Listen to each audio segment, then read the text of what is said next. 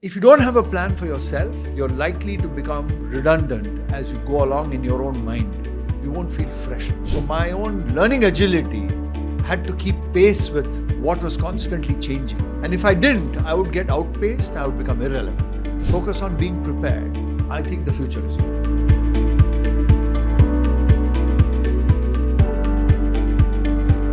Hello and welcome to yet another episode of Leadcast. Today, we are joined by a very special guest, Ashok Ramchandran, Director, Human Resources at the Aditya Birla Group. He has over 35 years of rich and varied experience in HR. Spanning multiple sectors in companies such as Asian Paints, GE Capital, Tata AIG Insurance, and Vodafone Idea, prior, of course, to joining the Aditya Birla Group 9 years ago. Now, in this exclusive three-part series, we begin by reflecting on his illustrious career, then talking about the changing workplace dynamics and what the future of work looks like for all of us. Ashok is a strong believer in talent and potential, and of course in building opportunities for people to make an impact. So, let's dive right in.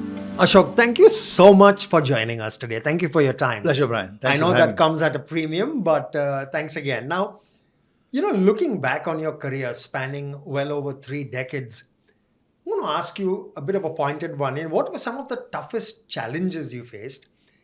And importantly, how did you overcome them, Ashok? Any leadership lessons that have stayed with you over the years? So I think as you span careers, as all of us navigate times and contexts, I think early challenges have been to, first of all, understand the context of the company I work. Therefore, whatever role we are in, I was in an HR role and later in a business role, making sure what I do is relevant to the context and the pace that was needed at that time was one of the biggest challenges. Second, as I've gone along, I've had to cope with the fact that the change is going ahead of my ability to cope with it. So my own learning agility had to keep pace with what was constantly changing. And if I didn't, I would get outpaced, I would become irrelevant. So the fear of irrelevance, if you're not on the ball all the time on things that you should be on, grips me and has been my dilemma and challenge as I've gone along. Keeps me awake at night, keeps me fired, keeps me energized. And I think I've used some of these as cornerstones to keep afresh, keep looking forward, being prepared for that future. And I think that early learning, if I may call it, I suspect is true even today. It's true for me today. As I've transited over the last 1 year, there have been multiple times when I've had to step up to occasions, step into new things, galvanize new aspects of my own strengths and areas where I need to develop differently and come to terms with it.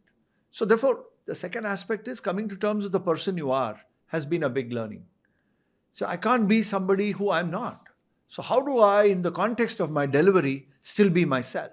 Quite often I found that I'm at my best when I'm fully myself. And that melody gives the best of music for the company as well. That is so true and so well said, Ashok, that we need to be ourselves. Having said that, you'll be the first to agree with me that the way we work is evolving faster than ever, be it hybrid models, shifting employee priorities, rising expectations, very importantly. And with all of this change, is there any one leadership principle that has stood the test of time for you? A single leadership principle? I'll give you two. Okay. Two things which for me matter a lot, which I think will be relevant for all of us to consider. One, be prepared. In many forums, as I go across the company, I talk about the importance and the need to be prepared. Prepared for what? Prepared for opportunities, prepared for delivery, prepared for change. Therefore, can we bring upon ourselves a certain velocity of change in terms of preparation? That readiness and preparation gives you that opportunity knock. I think that's a big win. Second, stay focused and authentic. Authenticity is a very sometimes misunderstood feature of our persona. And I think this is a smell test. You'll know who your managers are who are authentic, who are kind of stripes on the shoulder, I'm senior kind of a leader. You respect people who are authentic. So can each of us work on authenticity to be ourselves and yet come through in a certain manner of preparation? So if I'm a leader, I must exude that authenticity for my team to experience me. And by the way, my team will know me for being authentic or otherwise. That's why I call it a smell test. So if you focus on that, focus on being prepared, I think the future is yours. The two keywords, authenticity and be prepared. Leadership is high energy, and you'd be the first to validate that. It's a high stakes game as well, Ashok. Now, how do you personally stay energized? Easier said than done. How do you stay ahead of the curve? Any daily habits or mindsets that help you stay on top of your game? I suspect, Brian, nobody's on a constant high all the time. So I'm sure all of us who are together today at the podcast will vibe with me when I say we ebb and flow. There are high days and there are low days. There are fantastic moments and there are moments when you wonder what's happening around you. There are fantastic bosses and there are bosses who you wonder what's happened on a particular day.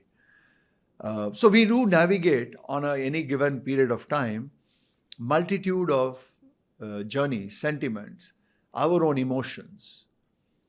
A second bucket, we're also influenced by who we are as people, as individuals. All of us carry our precious personal stuff into work as well. So we are a thinking, feeling human being. If that be the reality, what keeps me energized is sometimes the focus and the discipline to complete something on time. So timeliness I use to ensure I am able to stay focused in spite of other distractions surrounding me. And the distractions could be personal, distractions could be official, it could be on a low day when I see things falling apart and not going as I expected.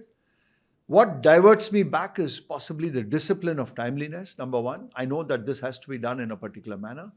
And fired up by a second important quality, which for me is a defining quality I would like to I learned from my early bosses, and I would like to believe I emulate it in some form, is the passion to make a difference. And that's not a theoretical statement. If we keep that as a north point, that irrespective of the ups and downs of the day, the week, the month, maybe the year, if I have a passion to make a difference, in spite of, I will make that difference. And to me, that's a north point which fires me. And allied that with my timeliness and push for getting things done, big picture or small things, you know what? I stay focused. The level of distraction reduces to saying, stop that, stay focused. You mentioned, Ashok, authenticity. What comes through, and I have had the privilege of knowing you for a fair while, is just being you, as you mentioned. One can feel Ashok Ramchandran beyond your designated kind of role in the company. Now, this might be a tough one for you, but one piece of advice, and we all have this, that we wish someone had given us earlier in our leadership journey. Is there that one thing that you kind of not regret, but feel, had I learned this earlier, it would have augured well for me? Wow. I'm tempted to give a long list, but I won't. I would say two aspects of this point, Brian. A simple advice I would give to all of us. More than advice, simple sharing I would do to all of us.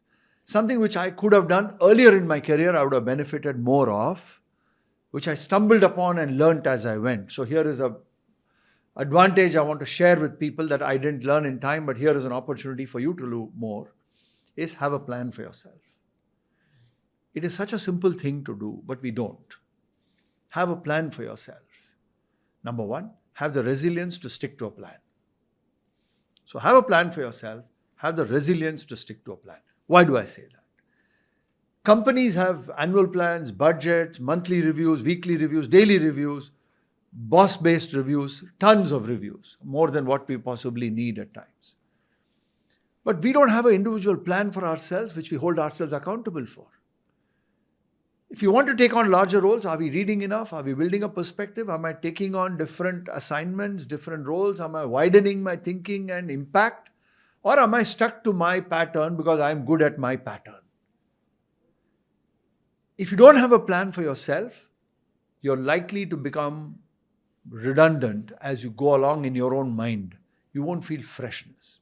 That's the winning formula, which I learned rather late, after 7 years into my career, when my boss said, listen, you think you're doing a good job, good for you, but what further? How have you invested in yourself? And to my horror at that moment, I realized that I'm just running daily stuff. I had to recast. I think that lesson stayed with me all through. And today I do have a plan for myself. And I hope you do, and I hope all my colleagues on the podcast with me today do have a plan for themselves. Yeah. My worry, Brian, my worry is this. All of us are very caught up in the routines and the rush of what we do. There will be days like that.